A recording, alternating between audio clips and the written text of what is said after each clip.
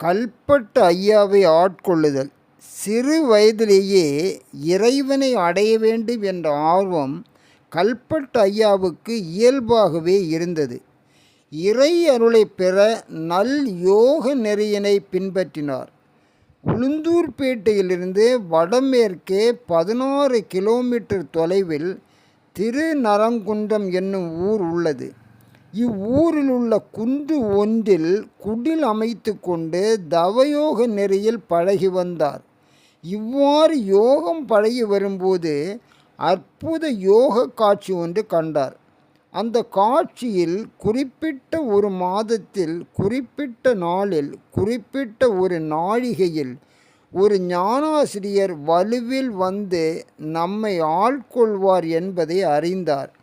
தாம் கண்ட யோக காட்சியை அன்பர்கள் பலருக்கும் தெரிவித்து தெய்வ திருவருளுக்காக எதிர்பார்த்திருந்தார். குறிப்பிட்ட அதே நாளில் அதே நேரத்தில் தனி பெரும் கருணையாக திகழும் வள்ளல் பெருமானார் கல்பட்டு ஐயாவின் குடிலில் அடி வைத்தார்கள்.